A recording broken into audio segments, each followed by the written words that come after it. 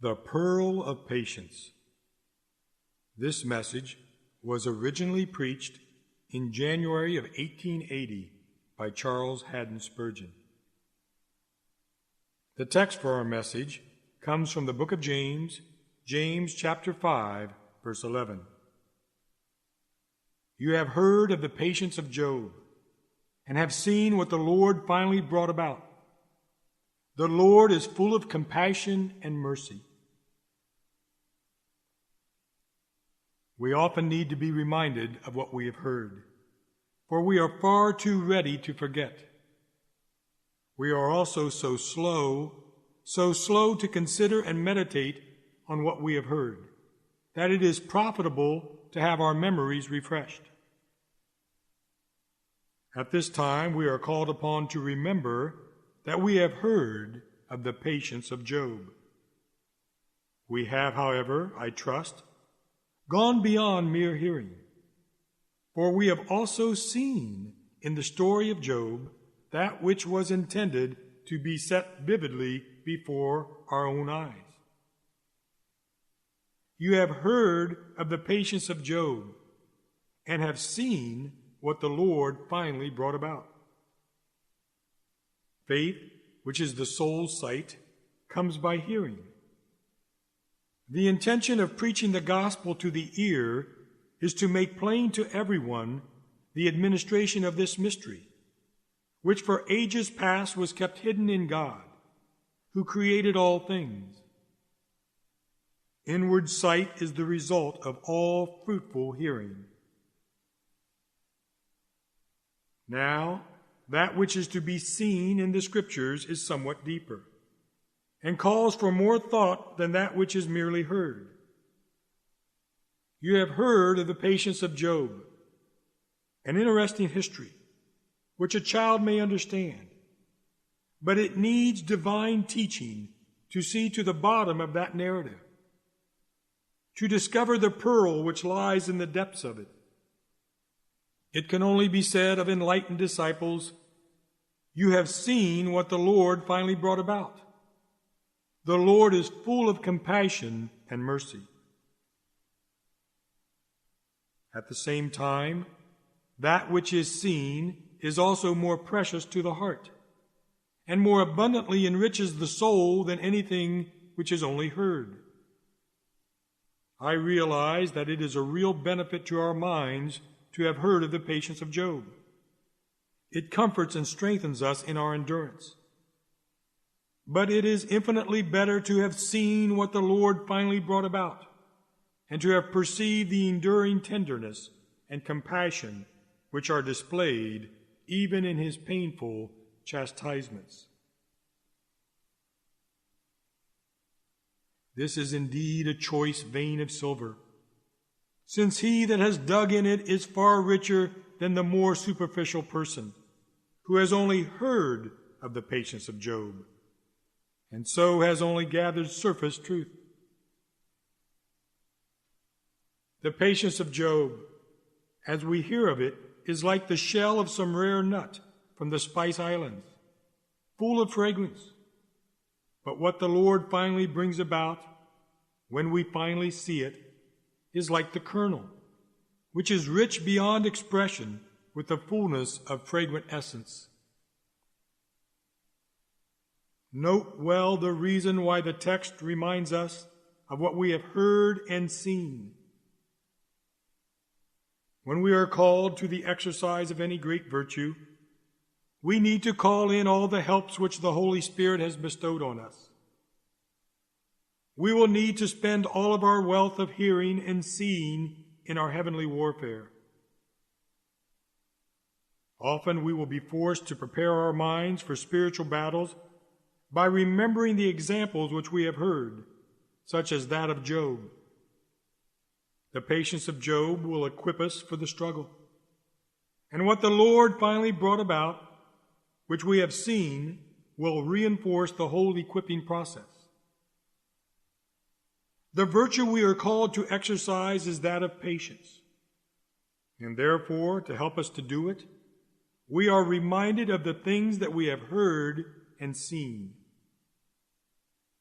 Patience is a grace as difficult as it is necessary, and as hard to come by as it is precious when it is gained. Our text this morning is preceded by a triple exhortation to patience. In the 7th verse we read, "Be patient then, brothers, until the Lord's coming." And again, "See how the farmer waits for the land to yield its valuable crop, and how patient he is for the autumn and spring rains. You too, be patient and stand firm, because the Lord's coming is near." Further on in the 10th verse we read, "Brothers, as an example of patience in the face of suffering, take the prophets who spoke in the name of the Lord." Again, notice that 3 times we are exhorted to be patient. Isn't it true that in our lives today we have a great need of patience? Most of us are deficient in this excellent grace, and because of it we have missed most privileges and have wasted many opportunities in which we might have honored God, might have been an outstanding example of Christianity, and might have greatly benefited our own souls. Affliction has been the fire which would have removed our imperfections, but impatience has robbed us of its purification. Impatience is unprofitable, dishonorable, and damaging. It has never brought us any reward or any good, and never will. I suppose the reason we are exhorted 3 times to gain patience is because we will greatly need it in the future. The reason why we are exhorted 3 times to gain patience is because we will greatly need it in the future. Between here and heaven, we have no guarantee that the road will be easy or that the sea will be smooth sailing. We have no promise that we will be kept like flowers in a greenhouse, safe from the breath of frost, or that we will be veiled from the heat of the sun. The voice of wisdom says, "Be patient, be patient, be patient, be ready for the trials that will come." I suppose also that we are exhorted over and over again to be patient because it is so great an attainment. We are exhorted over and over again to be patient because it is so great an attainment. It is not child's play to be dumb as the sheep before the shearers, and to lie still while the shears are taking away all that warmed and comforted us. The mute Christian under the afflicting rod is not your everyday person. We kick like an oxen which feels the goad for the first time. We are, most of us, for years like a young bull unaccustomed to the yoke. Be patient, be patient, be patient is the lesson that needs to be repeated to our hearts many times, even as we have to teach children over and over again the very same words until they know them by heart. It is the Holy Spirit, ever patient at our frustrations, who calls us to be patient. It is Jesus Christ, the unmurmuring sacrifice, who charges us to be patient. It is the tolerant and forgiving Father who commands us to be patient. Oh, you who are soon to be in heaven, be patient for just a little while longer, and your reward will be revealed.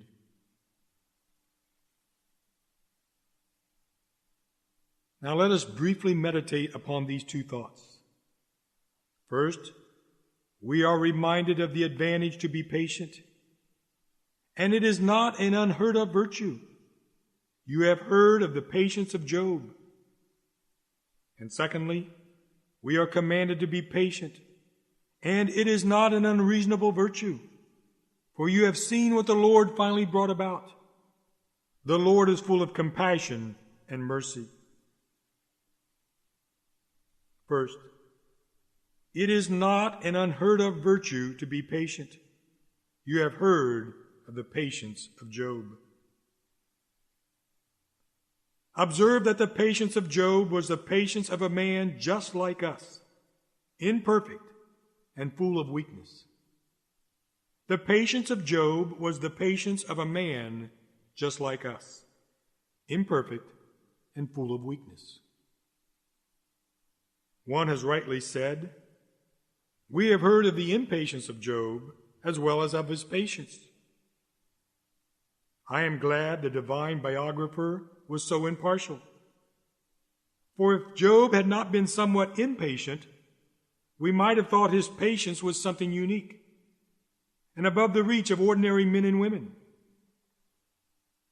The traces of imperfection which we see in Job prove all the more powerfully that grace can make great examples out of common persons, and that experiencing feelings of resentment under apparent injustice need not prevent a person from becoming a model of patience.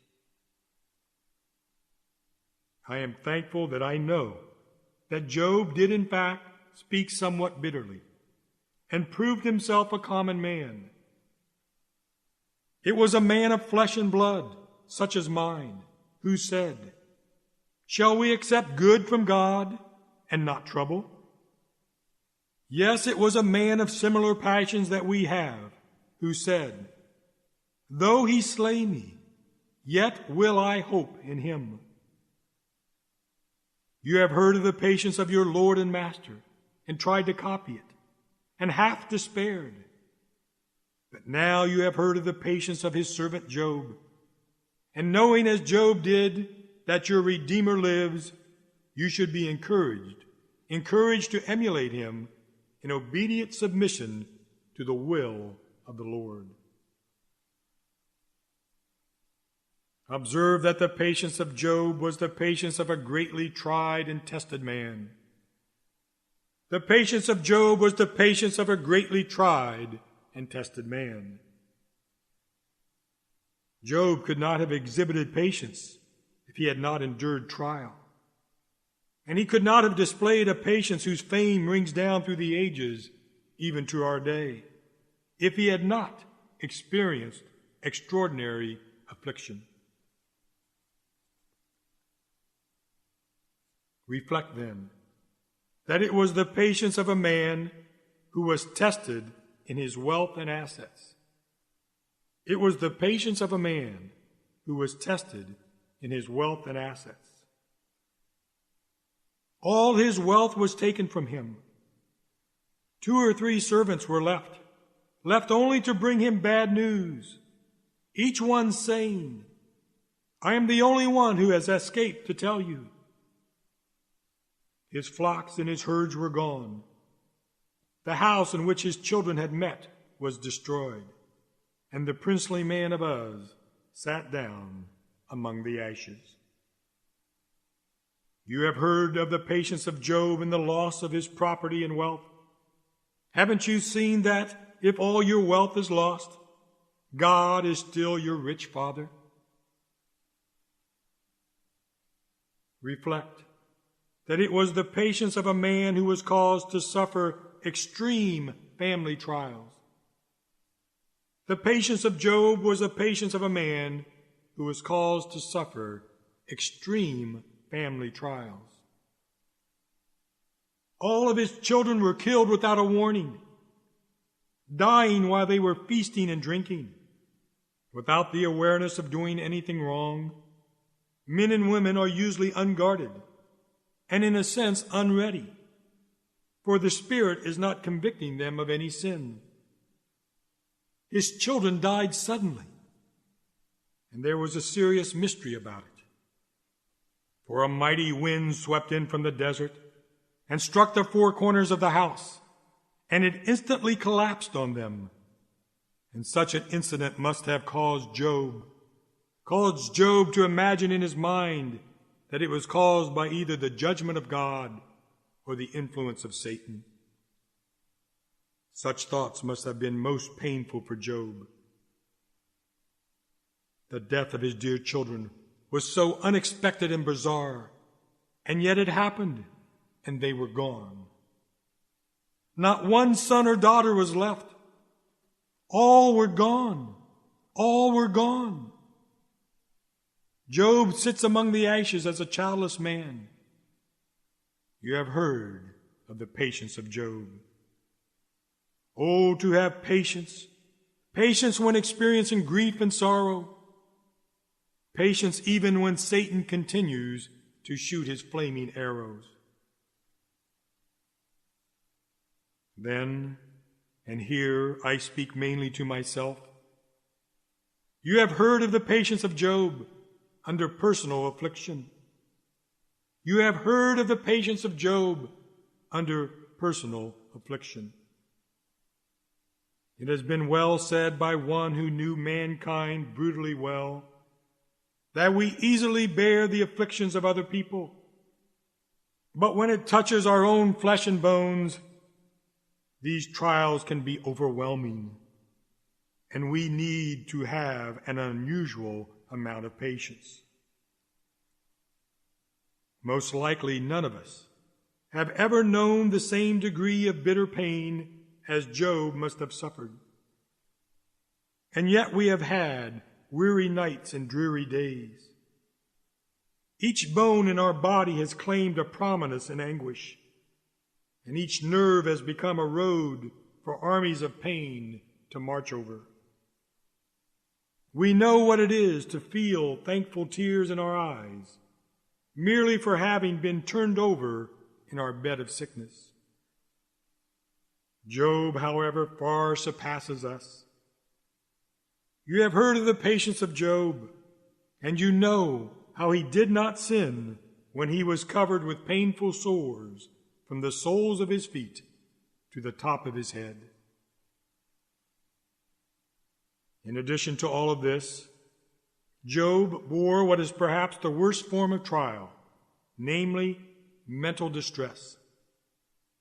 Job bore what is perhaps the worst form of trial, namely mental distress. The conduct of his wife must have greatly grieved him when she tempted him to curse God and die. However she meant it, or however her words may be translated, she obviously spoke like a foolish woman when her husband needed wise support and comfort. And then those miserable comforters, his 3 friends, oh, how they added to his misery.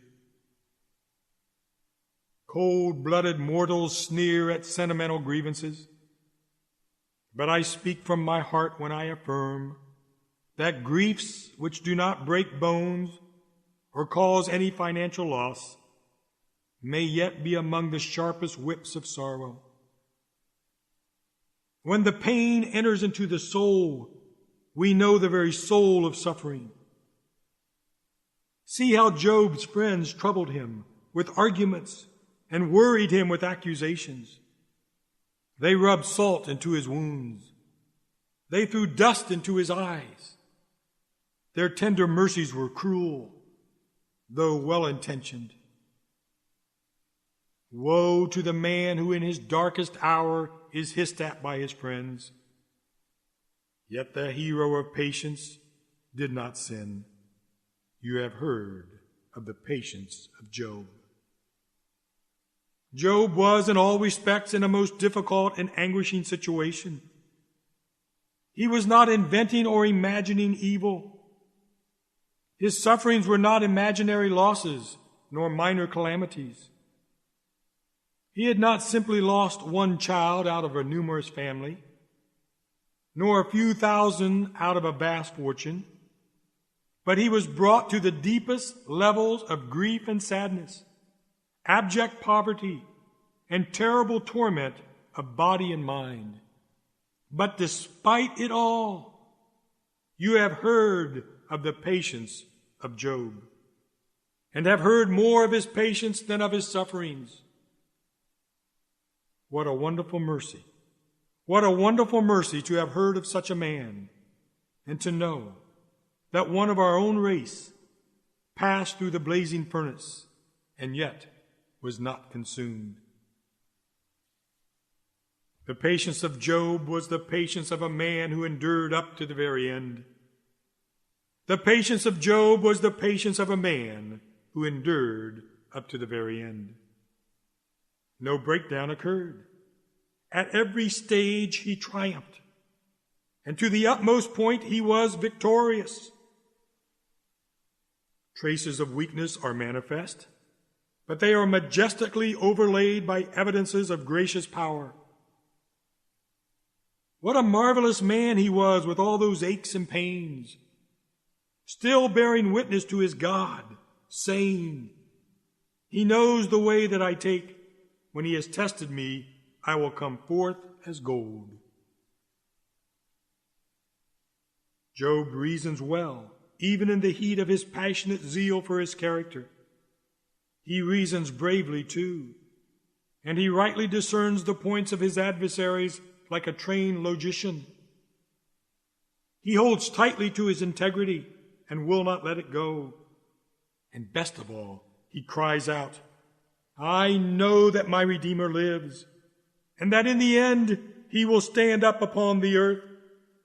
And after my skin has been destroyed, yet in my flesh I will see God." The enemy could not triumph over Job. He threw him on a pile of ashes, and it became his throne, more glorious than the ivory throne of Solomon. The painful sores with which the adversary covered the patriarch were more honor to him than a warrior's golden body armor. Never was the prince of darkness more thoroughly beaten than by the afflicted patriarch. And instead of pitying the sufferer, my pity thickens into contempt for that fallen spirit who must have then and there gnawed on his own heart and drunk deep swallows of bitterness as he saw himself foiled at all points by one who had been put under his power, and one who was of the feeble race of man. Surely in this, Satan experienced a foretaste of the bruising threatened at Eden's gate, to be given to him by the woman's seed.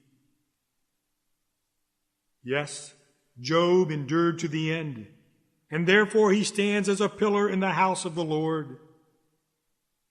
Can't we endure to the end too? What hinders grace from glorifying itself in us?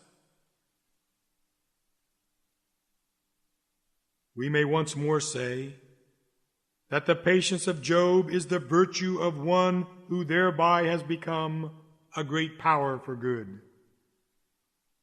The patience of Job is the virtue of one who thereby has become a great power for good.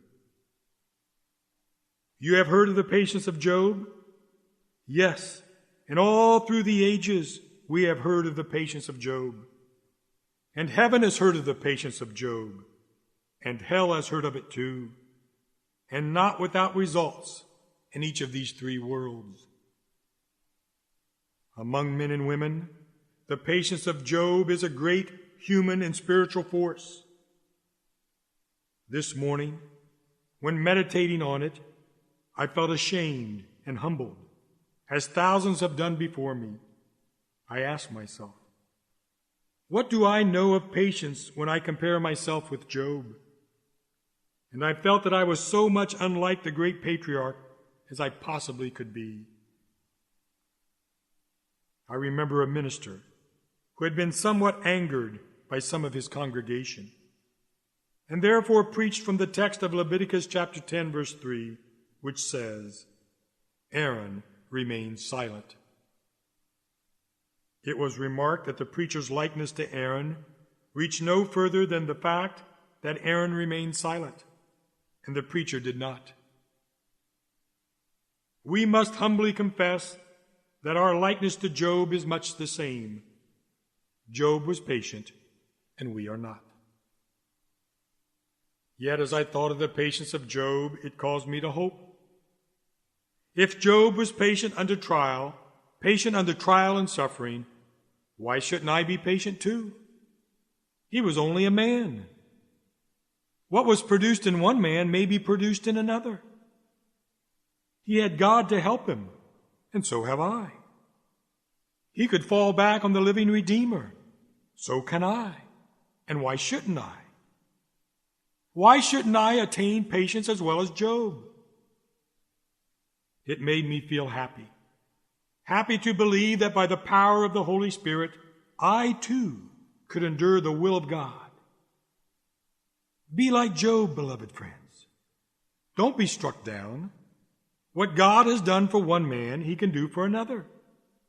Since men and women in all generations are basically the same, and since the great God is the same, and you can be sure he is, we too can have great patience in our limited circle.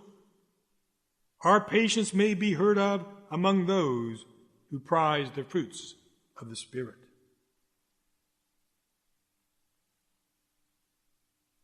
In the second place this morning, it is not an unreasonable virtue to be patient. For according to our text, there is great love and tenderness in it. You have seen what the Lord finally brought about. The Lord is full of compassion and mercy. We had to have seen in Job's story, if we have considered it correctly, that the Lord was in it all. We had to have seen in Job's story, if we have considered it correctly, that the Lord was in it all. It is not a narrative in which the devil is the sole actor. The great Lord of all is evidently present. It was God who challenged Satan to consider Job, and then questioned him as to the result. Less seen than the evil one, the Lord was nevertheless present at every act of the drama. God was not absent while his servant suffered. In fact, if there was any place where the thoughts of God were centered more than anywhere else in providence at that time, it was where the holy and righteous man was bearing the brunt of the storm. The Lord was ruling too. He was not present as a mere spectator, but as the master of the situation. The Lord was ruling. He was not present as a mere spectator, but as the master of the situation. God had not handed over the reins to Satan. Far from it. For every step that the enemy took was only by express permission from the throne. God allowed Satan to strip his servant of all that he possessed, but he set the limit. But on the man himself, do not lay a finger. When to complete the test, the enemy was permitted to plague his body, the Lord added, but you must spare his life. The ruling always had a limit. The dog of hell is allowed to snap and snarl, but his chain is not removed, and the collar of omnipotent restraint is on him.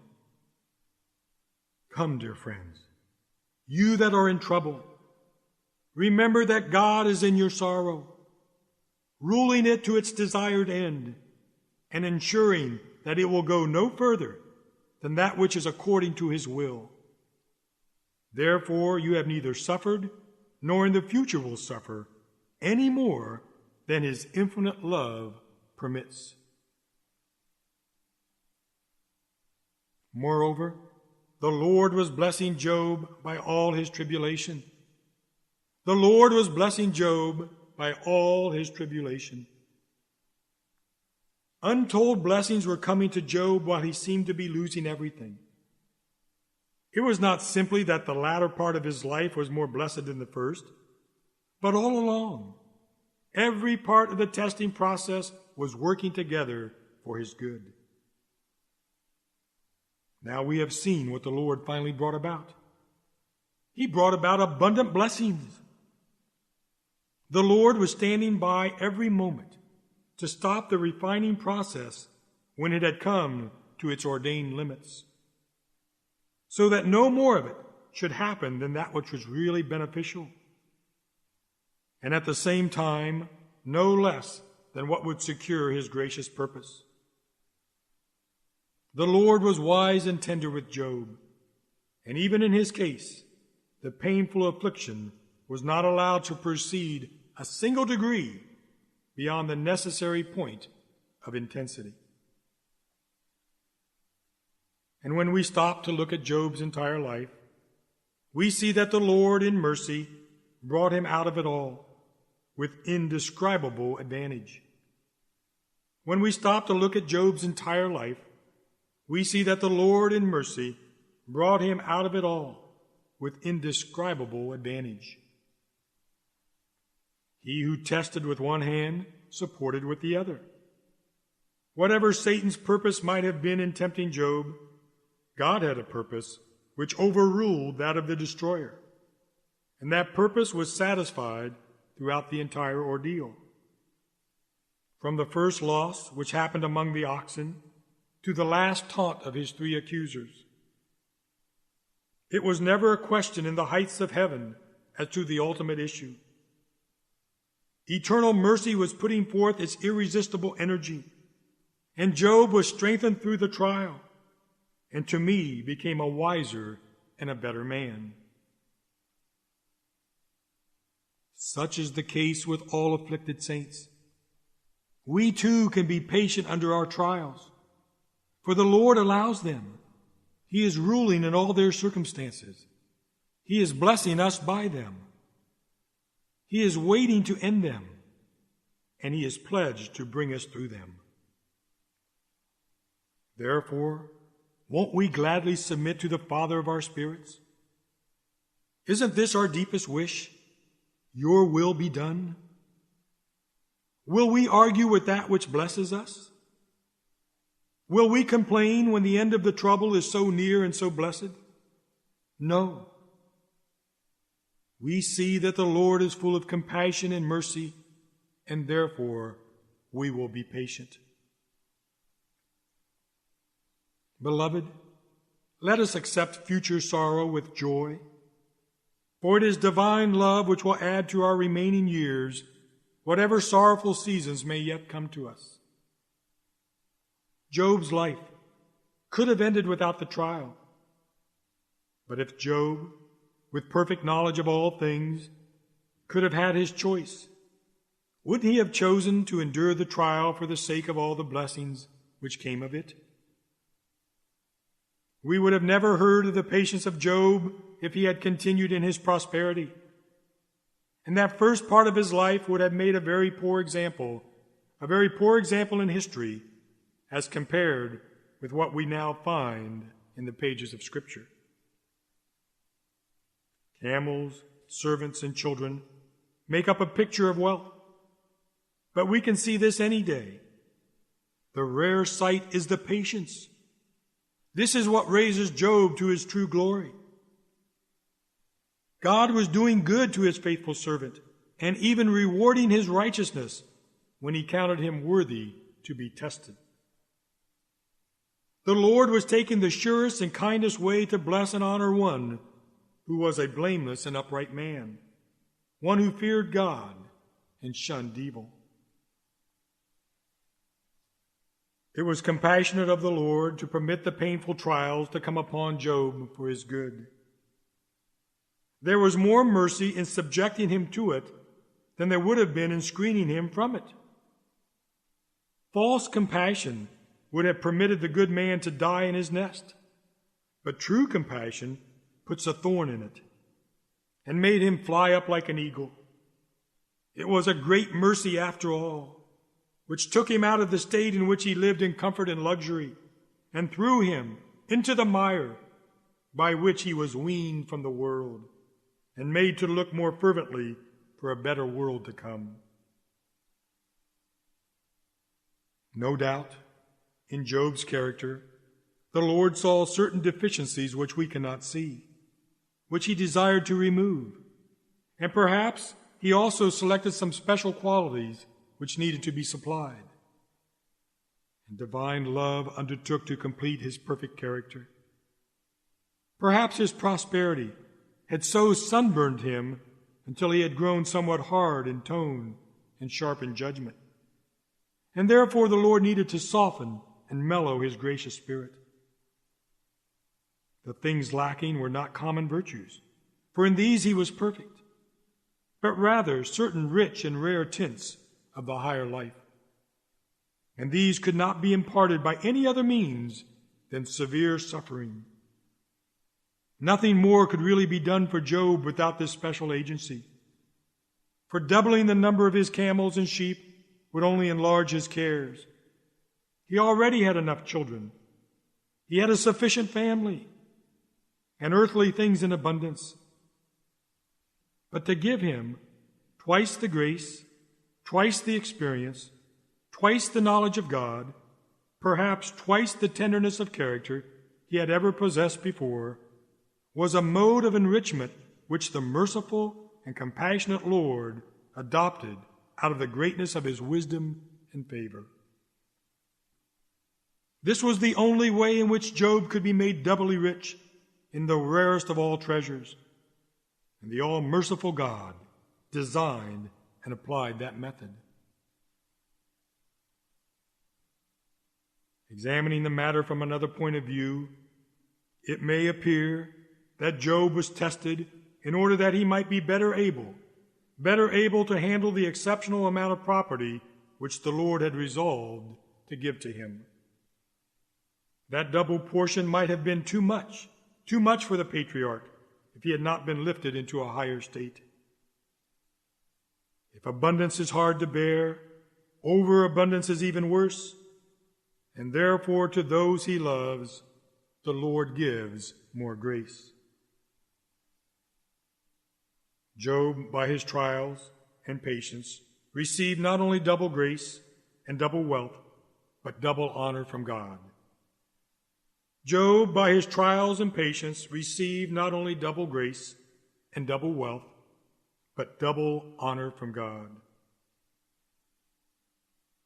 Job had stood very high in the nobility of the excellent as a blameless and upright man before his trials.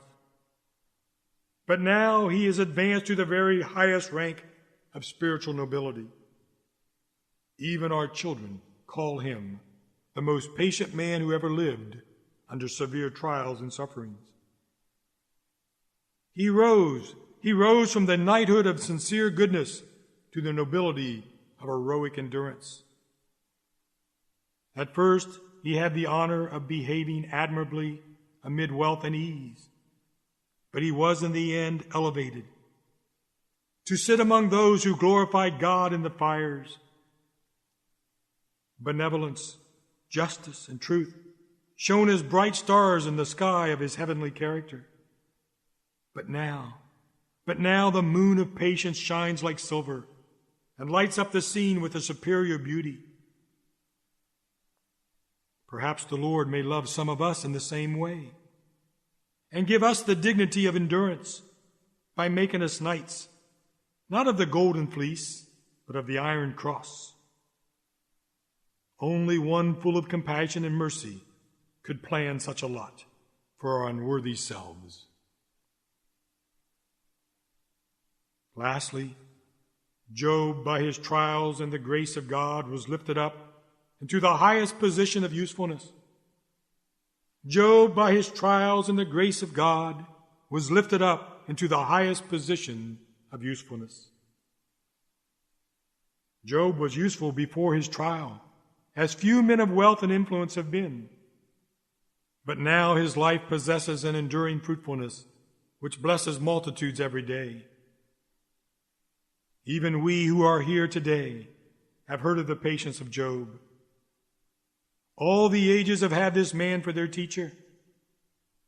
Brothers and sisters, we do not know who will be blessed by our pains, by our bereavements, by our crosses, if we have patience under them.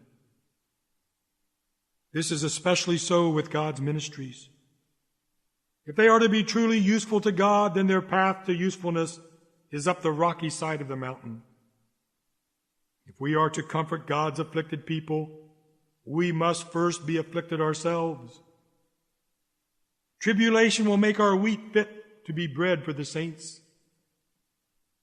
Adversity is the choicest book in our library, printed in black letters, but majestically illuminated. Job makes a glorious comforter and preacher of patience. But no one turns to Bildad, Zophar, or Eliphaz, who were miserable comforters because they had never been miserable. You, dear sisters, whom God will make daughters of comfort to your families, must pass through a scholarship of suffering too. A sword must pass through your own hearts if you are to be highly favored and blessed among women. Yet let us all remember that affliction will not bless us if it is borne impatiently. If we kick at the goad, it will hurt us and fail to act as a fitting stimulus. If we rebel against God's divine plans for our lives, we may turn his medicines into poisons and increase our grief by refusing to endure them. Be patient, be patient, be patient, and the dark cloud will produce a sparkling shower. You have heard of the patience of Job. Imitate it. You have seen what the Lord finally brought about. Rejoice in it. The Lord is full of compassion and mercy. Yield yourselves to him.